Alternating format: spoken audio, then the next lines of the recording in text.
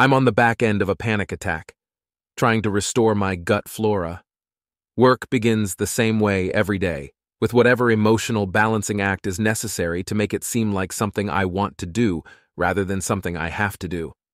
It's neither and both, and I'm not interested enough in what that means to expand upon it. That round of antibiotics left me fucked up. I don't know where the science is yet on microbiomes, but I'm convinced killing all the little colonists in your stomach has a distinctly negative effect on your mental health. I feel incredibly overwhelmed, like there's a lot bearing down on me. And while I do have external stressors like everyone else, there's nothing unique about the last couple of weeks. I feel a sense of loss, like I've had a miscarriage. I keep clutching my stomach, my baby, and my words fade out like the heartbeat of an embryo. So I'll drink my kefir and eat my kimchi and take my $50 pills from the vitamin shop. And if that doesn't do it, I'll have to call the psych and get back on lithium. I love the vitamin shop. Reminds me of my mom and all her kooky new age beliefs, the very same ones I thumb my nose at in times of stability and then crawl towards for salvation when I just can't keep it together. I've watched her put herself in the hospital with bleach and heavy metals, but her resolve and determination to find some alternative solution prevents me from feeling pity or even shame.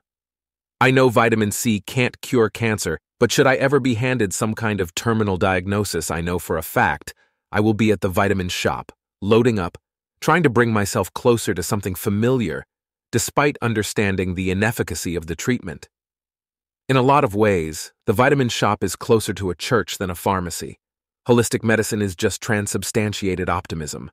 I'll take the useless herbs and find myself in communion with the folks that prioritize faith over knowledge. Because, with death as an inevitability, ultimately the goal for anyone should not be to not die, but to not die alone. And I guess you can find that at both New Age end-of-life retreats, or in the ICU, in the drum circles, dictating the rhythm or listening to the sounds of the other heart monitors while you count your last breaths in the emergency room.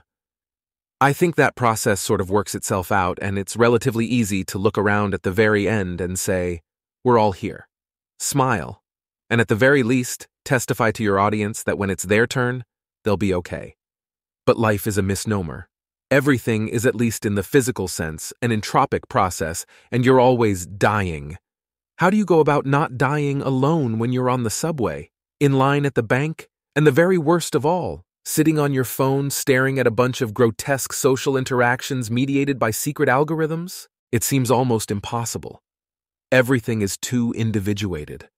Death, in the most simple terms, is a little pencil eraser that goes around the boundaries of a person, both physically and spiritually, and erases the lines and allows the colors to bleed out over the rest of us and into the material world. The most powerful repudiation of death is to assert the validity of those lines, to affirm the individual and keep the eraser at bay. Healthy people don't want to share death with you, nor find commonality in fragility and impermanence. The closest they'll get is seeking overlap in values or interests, or principles or beliefs, and this works in the short term, but ultimately leads to further conflict. Fragility is the only universal commonality.